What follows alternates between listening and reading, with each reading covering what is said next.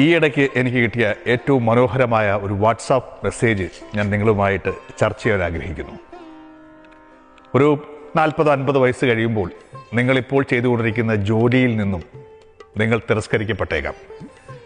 നിങ്ങളുടെ കരിയറിൽ നിങ്ങൾ എത്ര ശക്തനായിരുന്നു കഴിഞ്ഞാലും ഒരു ദിവസമെല്ലാം വേണ്ടെന്ന് വെച്ചിട്ട് നിങ്ങൾ സാധാരണ ജീവിതം നയിക്കേണ്ടി വരും. അതുകൊണ്ട് തന്നെ നിങ്ങളുടെ ജോലിയുടെ ശ്രേഷ്ഠതയിലും അതിൻ്റെ വലിപ്പത്തെക്കുറിച്ചും ആരോടും വാചാലരാവരുത്. ഒരു ദിനം ഇതെല്ലാം നമ്മുടെ കയ്യിൽ നിന്ന് പോവും. നിങ്ങളൊരു സാധാരണ വ്യക്തിയായിട്ട് മാറും.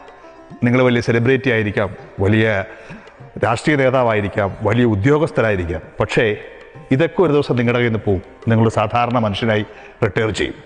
അതുകൊണ്ട് തന്നെ സ്വന്തം വലിപ്പത്തിലും സ്വന്തം ജോലിയിലും ഒരുപാട് അഹങ്കരിക്കരുത്, അർമാദിക്കരുത്. ഒരു 50-60 വയസ്സൊക്കെ കഴിയുമ്പോൾ തന്നെ പ്രമേഹം, ലിവർ രോഗം, കുറേ രോഗങ്ങൾ നിങ്ങളെ കീഴടക്കും. സ്വാഭാവികമായിട്ടും ഈ അസുഖങ്ങളൊക്കെ മൂലം സമൂഹത്തിൽ നിന്നൊക്കെ നിങ്ങൾ പതുക്കെ അകറ്റപ്പെട്ട് ഒറ്റപ്പെട്ട് വീട്ടിലേക്ക് ഒതുങ്ങിക്കൂടിയെന്നിരിക്കും. പണ്ട് ആനയായിരുന്നു, ചേനയായിരുന്നു എന്ന് പറഞ്ഞിട്ടൊന്നും ഒരു കാര്യവുമില്ല. ഈ അഹംഭാവം നിങ്ങളുടെ മനസ്സിലുണ്ടെങ്കിൽ ഉറപ്പായിട്ടും നിങ്ങളുടെ മനസ്സമാധാനം നഷ്ടപ്പെടും. ഈ 60-70 വയസ്സുകളിലൊക്കെ നമ്മൾ സമൂഹത്തിൽ നിന്ന് ഒറ്റപ്പെടുകയാണെങ്കിൽ ഒരു 70-80 ആകുമ്പോഴേക്കും കുടുംബത്തിൽ നിന്ന് തന്നെ നിങ്ങൾ ഒറ്റപ്പെട്ടു തുടങ്ങും. നിങ്ങൾക്ക് കൊച്ചുമക്കളും മക്കളുമൊക്കെ ഉണ്ടെങ്കിലും പതുക്കെ അവരവരുടെ ലോകത്തേക്ക് പോകും. നിങ്ങളും നിങ്ങളുടെ ഇണ ജീവിച്ചിരിപ്പുണ്ടെങ്കിൽ അവരുമായിട്ടൊരു മുറിയിലേക്ക് നിങ്ങൾ ഒതുങ്ങേണ്ടി വരും. ഈ സമയത്ത് നിങ്ങൾക്ക് തോന്നും, ഭയങ്കര ഒറ്റപ്പെടൽ നിങ്ങൾക്ക് ഫീൽ ചെയ്യും.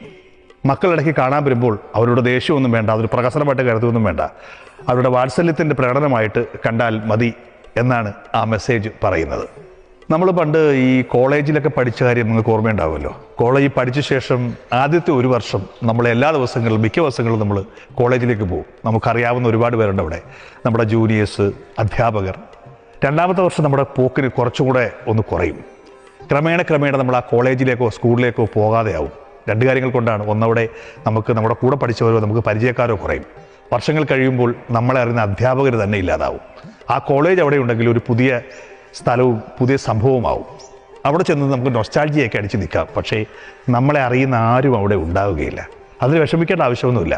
കാലം ഇങ്ങനെ മാറിക്കൊണ്ടേയിരിക്കും. ഈ കോളേജിൽ നിങ്ങൾക്ക് മുന്നേ കുറേ പേര് പഠിച്ചിട്ടുണ്ട്, ഇനി കുറേ പേര് പഠിക്കാനുണ്ട്.